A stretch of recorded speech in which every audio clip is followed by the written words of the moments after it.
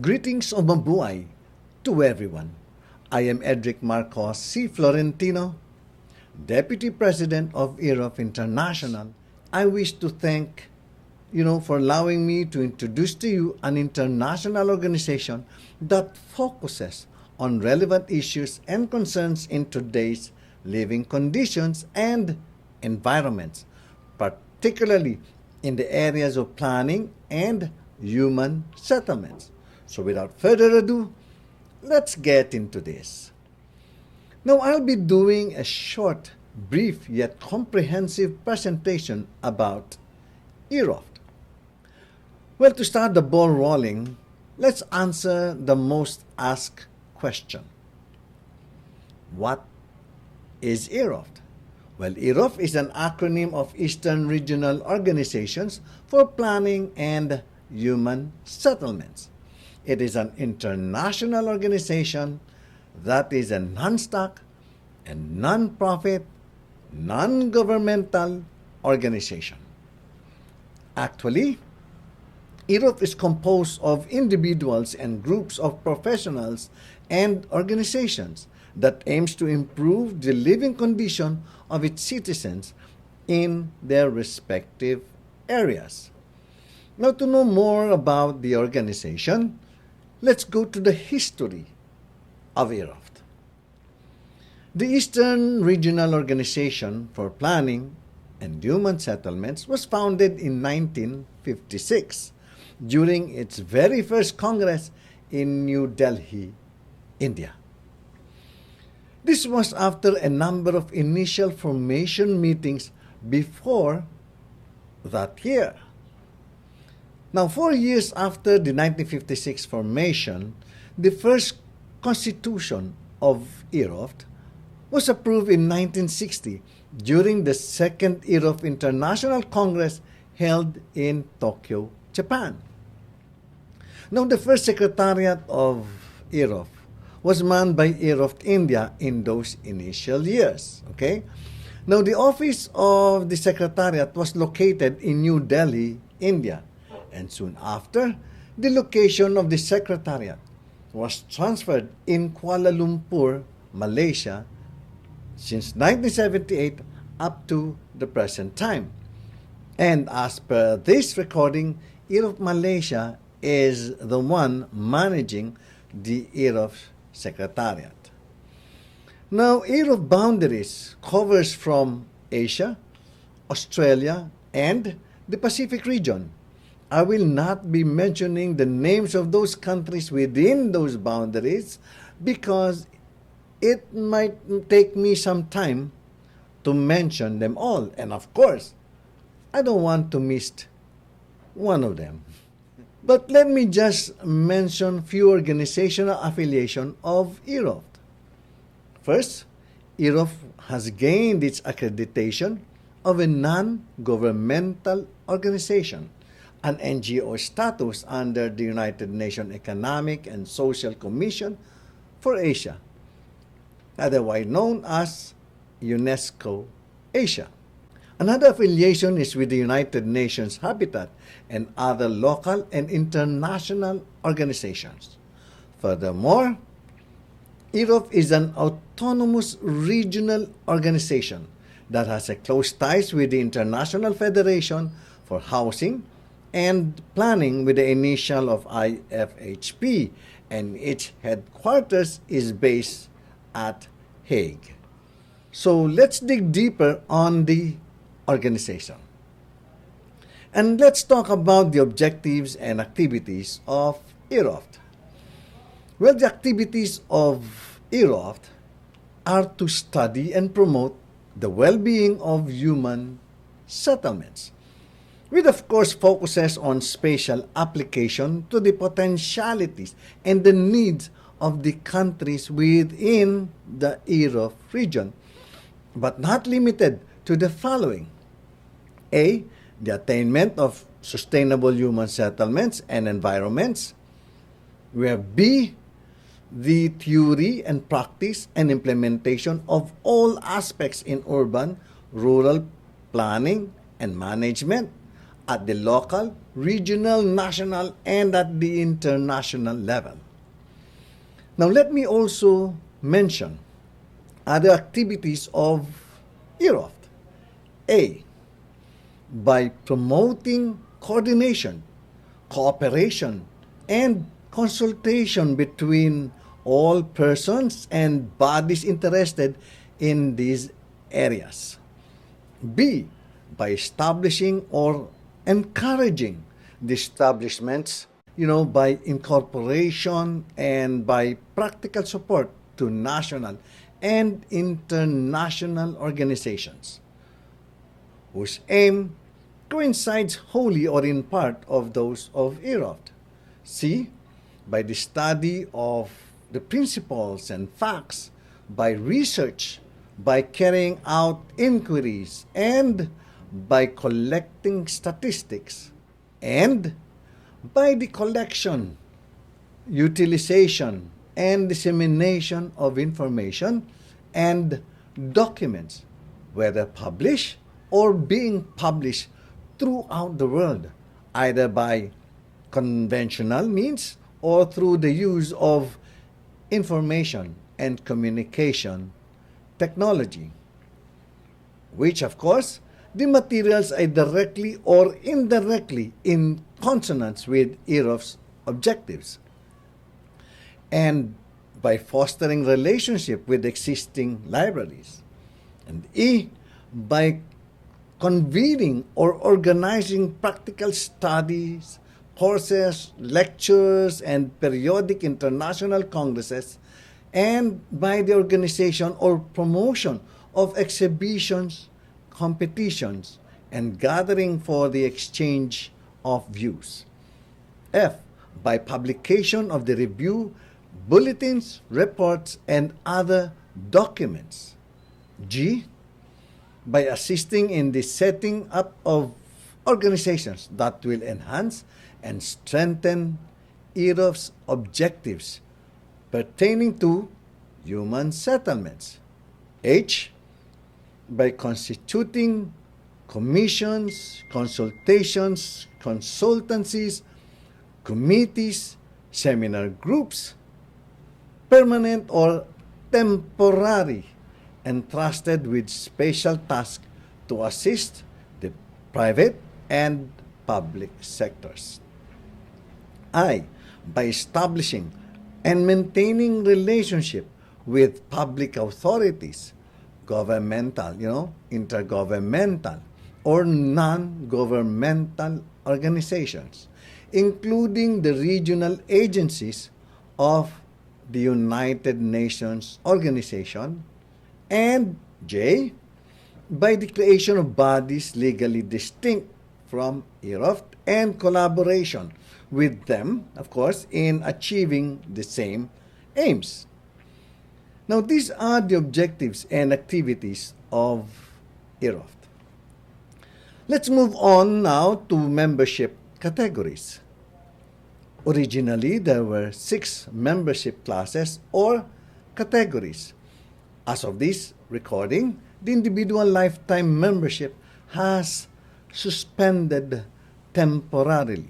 Now, having said that, presently we have 5 membership classes or categories, namely, 1. The membership of organizational members may come from other organizations, establishments, corporations, or companies.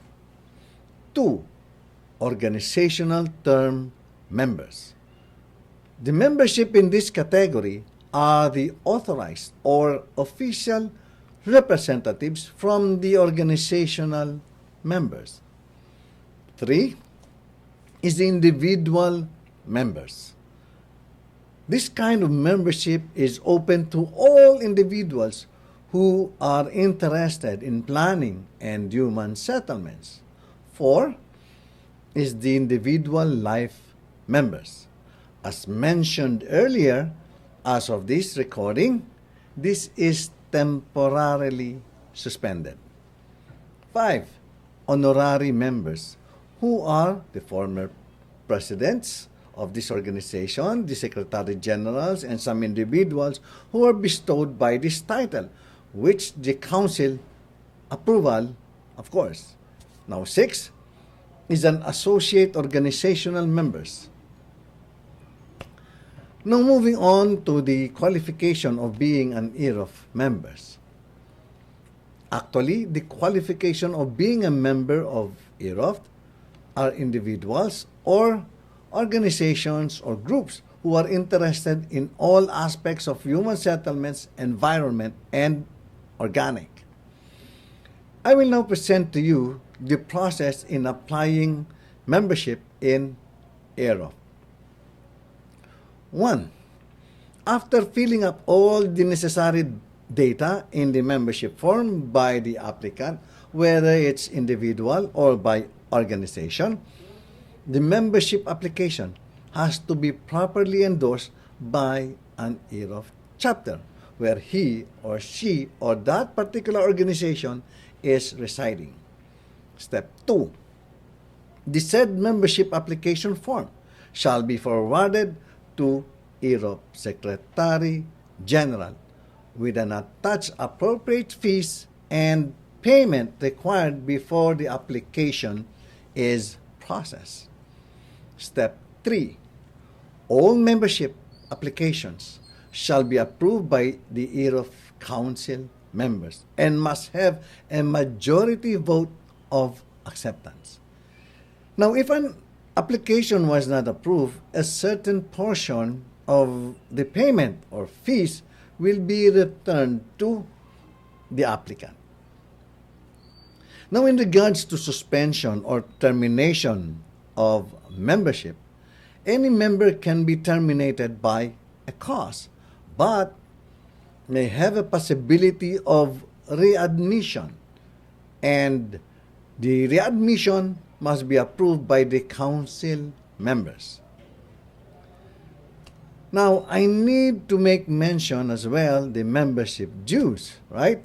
Because these are important instruments to render better service to EAROPH membership. And here are the membership dues for the 5 categories mentioned earlier. Number 1, this is for the individual membership. The entrance fee is $14 and the annual subscription fee is $22. Summing them up, we have a total entrance fee of $36 as their entry fee. Number 2 is the organizational membership. The entrance fee is $20. The annual subscription fee is $74 and the total entrance fee on this application is $94. Now let's go on item number 3. This is for the individual life membership. At the moment, this is membership category is discontinued, but I might as well mention it just for information purposes. Now, the membership fee here is $20, no? And it has a one-time annual subscription fee of $343, having a total payment of $377. Last but not the least is the extended organizational term membership. The entrance fee is $20 and the annual subscription is $557, having a total fee of $577. Now, since we have touched on the financial matter, I might as well mention the Treasurer's report. The honorary EAROPH treasurer shall submit its financial report within 2 calendar months after its year. And moving on to the organizational structure of EAROPH. EAROPH has 4 main bodies, and they are: number 1, the EAROPH Council. Number 2 is the EAROPH Executive Committee. Number 3 is the Secretariat Committee, and number 4 is the Office of the Secretary General. Now, please take note that the EAROPH Council is the supreme body of EAROPH. The EAROPH Council is composed of the following officers: the EAROPH International President, the Deputy President, the Honorary Presidents, the Vice Presidents of each countries, and most often they are concurrently the EAROPH Country Presidents, the Secretary General, the Honorary Treasurer, and the official representatives of each member countries. Now moving on, let's talk about the additional members of the Council. The additional members of the councils are the following: the honorary members and 4 experts who are assigned on the focus on the following areas, namely, 1 is for housing, number 2 is for urban and rural planning, number 3 is for urban management, and number 4 is for the environment. Now, each member country must have at least a representative on those 4 areas of concerns. Okay, so by the way, the EAROPH Council may conduct competitions, awards, recognitions, and prizes geared towards the objective of the organization. Now, I wish also to make mention the 5 additional subcommittees that they were created in 2019. And all member countries are encouraged to participate in any of the 5 subcommittees. And these are, number 1, the Subcommittee for Sustainable Development Goals, that's SDG. Number 2, the Subcommittee for Affordable Housing. Number 3, the Subcommittee on Climate Change and Disaster Resilience. Number 4 is the Subcommittee on Inclusion, Social Justice, and Young Professionals. And last but not the least, number 5, the Subcommittee on Green Technology, Smart Cities, and Infrastructure. Now, another body within the organizational structure is called the EAROPH Executive Committee. The Executive Committee meets at least once a year. The required quorum for this particular meeting is at least 12 members in attendance, and the said meeting should be duly informed, announced, or called not less than 30 days before that said meeting. Now, another group is a support committee of the organization, which is called the EAROPH Secretariat Committee. It is composed of EAROPH International President, the Secretary General, the Honorary Presidents, and some appointed organizational members of that particular country where the Secretary General resides. Another support group is, of course, the Office of the Secretary General. Please take note that all of the terms of office of our office bearers or officers is 2 years, but may be re-elected or extended. Okay, so let's move on now to the officers who are appointed. For all the working commissions, committees, subcommittees, chairman, vice chairman, honorary secretary, and the committee members are to be approved by the executive committee and need to be ratified by the council.